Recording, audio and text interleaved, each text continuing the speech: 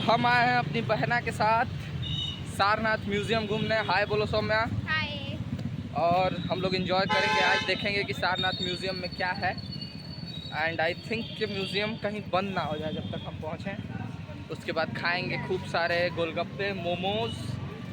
तो stay tuned in with me in this Sarnath travel blog.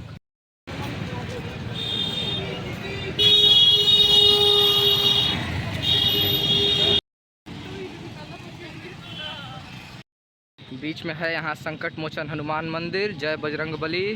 Bajrang Bali की जय। बजरंग बली की जय।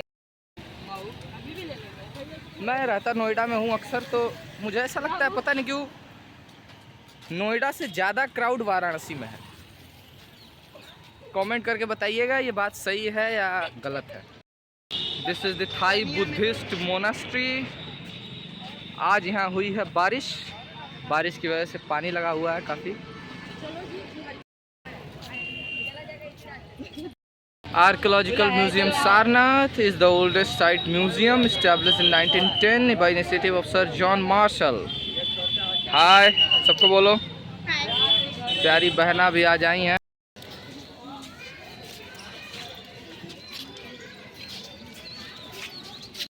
हाँ, मॉन्यूमेंट्स जैसा कि हमें बताया गया है। The historical remains related to the Buddhist monasteries and their saints. वहाँ पर है बौद्धिस्ट टेम्पल।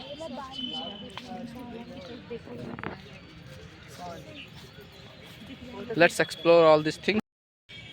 महान सम्राट अशोक द्वारा निर्मित ये जगह एक आर्कियोलॉजिकल साइट है और ये मिली थी जब यहाँ खुदाई की गई। तो यहाँ पर मिली सबसे इम्पॉर्टेंट चीज़ों में से एक है द 4 लॉयन एम्बलम, जो भारत का नेशनल एम्बलम भी है। और it is one of the main representations of India and it symbolizes valour, courage, faith and a good ruler. यही है धमेख स्तूप। अभी हम पास से और इन चीज़ों को रिकॉर्ड करेंगे।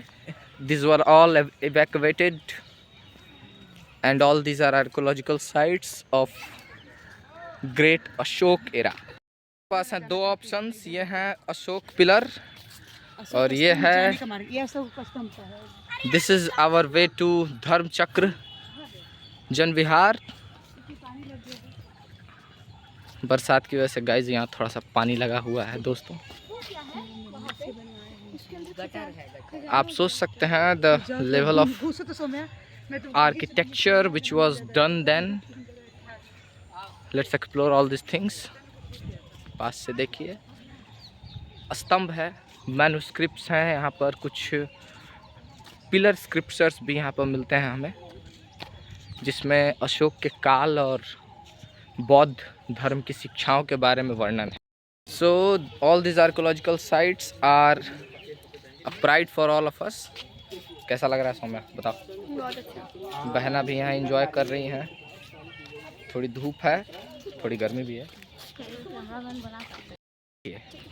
यहाँ पर लिखा गया है सारनाथ अशोकन इंस्क्राइब्ड पिलर। ये देखो इन दोनों, ये लाइक से सब्सक्राइब। हेलो देवा नाम प्रिया पटा लिपुत्रा the स्माग, but indeed that monks or nuns who shall break up the sum should be caused to put on white robes and reside in a non-residence. This is all about the Ashokan pillar.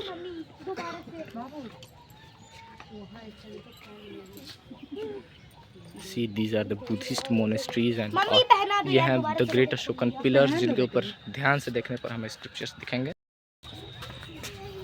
ध्यान से देखने पे यहाँ पे पाली script में लिखी हुई scriptures हैं। पिलर्स टूट चुके हैं due to old age and being ancient.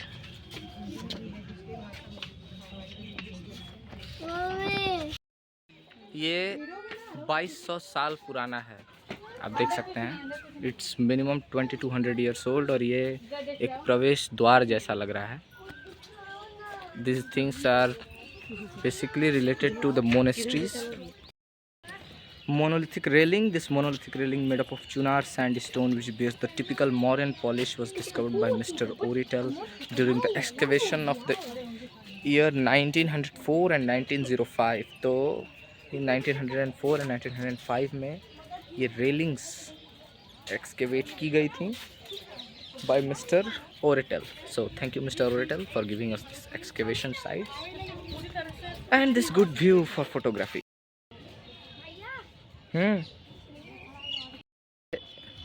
शीशे की दीवार से घेर दिया गया है by glass. These are monolithic railings. देखिए monolithic railings.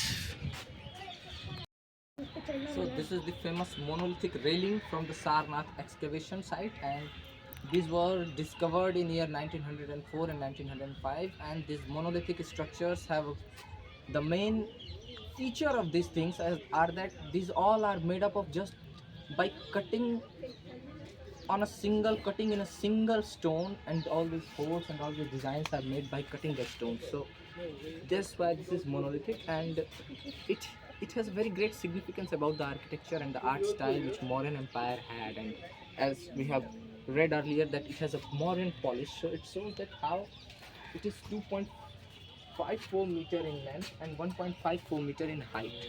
So these are the railings, these are the great sculptures of India. Let's move forward.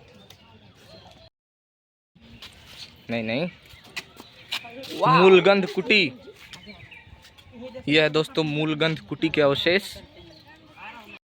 Mulagandha कुटी यह संभवतः भगवान बुद्ध के ध्यान साधना स्थल पर निर्मित एक विशाल मंदिर का भगवान शेष है.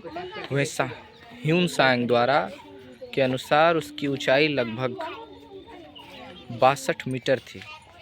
इसकी मोटी दीवारों को देखकर इस पर बने भव्य मंदिर की कल्पना सहज ही की जा सकती है. 18.29 मीटर भुजा वाले वर्गाकार आधार पर बने इस मंदिर का प्रवेश द्वार पूर्व की ओर था, जिसके सामने एक आयताकार मंडप एवं विशाल प्रांगण स्थल था. स्थापत्य अलंकृत ईंटों की सज्जा शैली के आधार पर यह गुप्त काल में निर्मित प्रतीत होता है. तो यही है दोस्तों मूलगंध कुटी स्थल, जिसे एक तरह से मंदिर भी माना जाता है.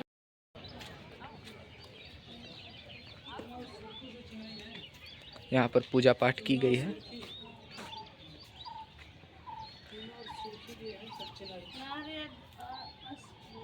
तो हम आगे जो देख रहे थे the monolithic railings, these were from the Mauryan era, but this thing the Mulagandha Kuti site is known as to be from the Gupta era.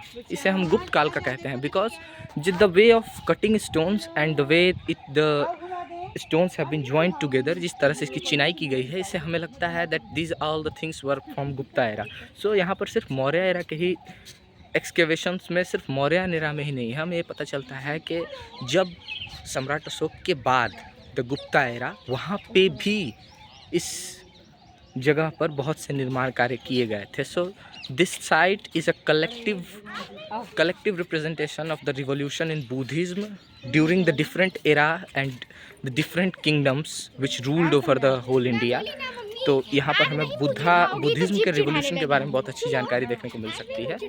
So this is the also one thing because that's why you should all visit the Sarnath sites. हमारे just सामने है the Dhamek stupa, one of the most famous monuments of Buddhism. और सारनाथ वैसे भी हमें वो जगह कही जाती है जहाँ सबसे पहला sermon, the first sermon of Gautam Buddha was here at the Varanasi. So and you all have also read about that story, the sermon at Banaras. ये भी इसी जगह की कहानी है दोस्तों. काशी बुद्धिज्म का बहुत विकास हुआ इस जगह पर. और ये धमेक स्तूप, तो अब मैं और मेरी बहना है धमेक स्तूप के सामने. ये कहा जाता है वो पहली जगह थी जहाँ पर पहला अपना sermon दिया था गौतम बुद्ध ने. So the first sermon of Gautam Buddha happened here, and this thing is to be said as the turning wheel of knowledge. So this place has a vast significance in Indian history as well as the Bodh religion and for the people of India. तो बहना ये है Dhamek stupa. So most of the people are confuse कि बहुत सारे लोग ये नहीं जानते स्तूप क्या होता है। तो स्तूप इज़ बेसिकली ये हेमिस्फेरिकल डिज़ाइन बिल्डिंग, जहाँ पर हमें कहा जाता है कि जो भी सीक्रेट चीज़ें गौतम बुद्ध और बौद्ध धर्म से जुड़ी हुई हैं वो यहाँ रखी जाती हैं। So the Buddhism religion has a great significance of all this stupas. ऐसे ही हमें बहुत सारे स्तूप देखने को मिल जाएंगे ऑल ओवर द इंडिया। उनमें से ये एक धमेक स्तूप है जहाँ पर the turning wheel of knowledge, the turning wheel of Buddhism religion हम इसे कह सकते हैं, जहाँ पे बहुत बड़ा बदलाव हमारे हिंदुस्तान में देखने को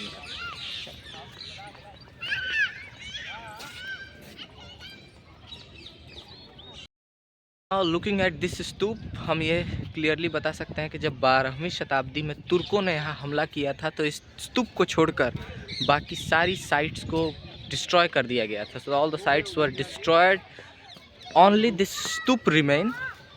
So this Dhamek stoop also has a great significance for that purposes कि 500 ईसा पूर्व में बना ये स्तूप आज भी इसी तरह से लॉन्ग स्टैंडिंग है।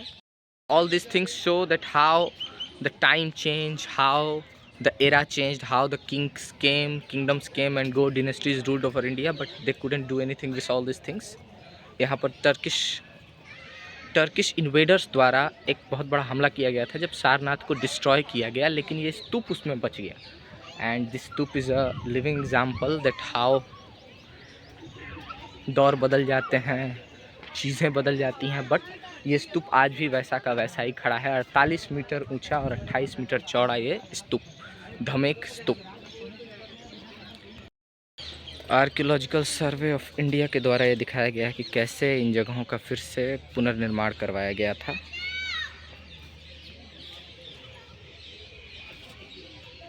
इन साइट्स के एक्सकेवेशन में डिस्कवर होने के बाद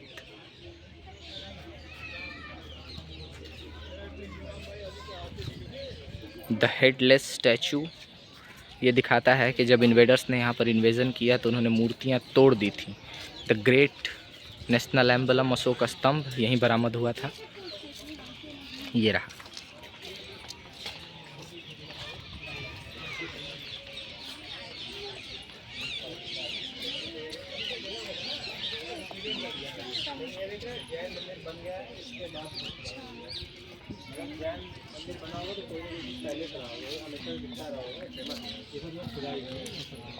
So the one special thing about this stoop is that this has both Mauryan and the Gupta era architectures. जैसे ये जो हम पीछे स्तूप देख रहे हैं ये गुप्ता एरा का प्रतीक है। This symbolizes the architecture of Gupta era, but this was mainly established or let's say founded during the Mauryan era.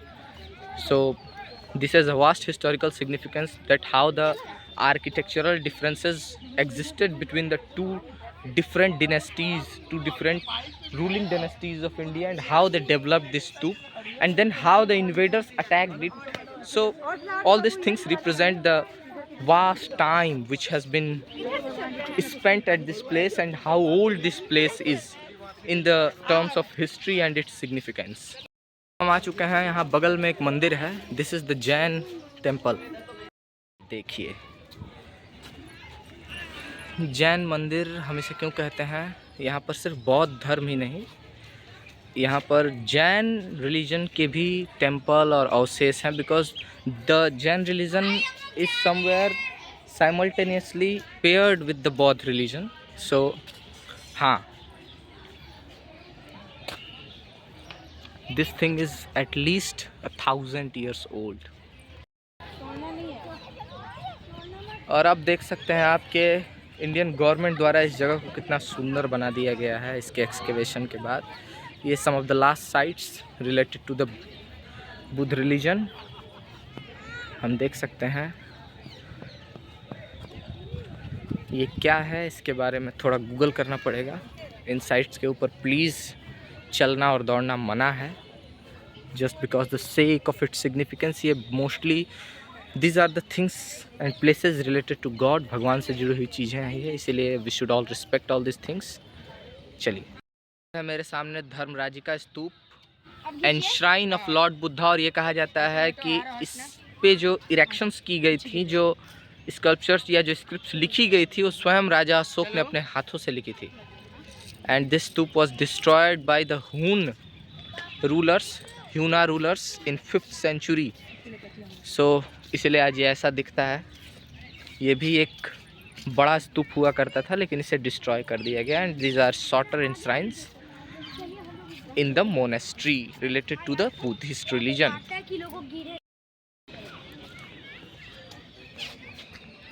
भगवान बुद्ध के जीवन काल संबंधित 4 प्रमुख बौद्ध तीर्थ स्थलों में से एक है। आप देख सकते हैं यहाँ पर साउथ इंडियन लैंग्वेज,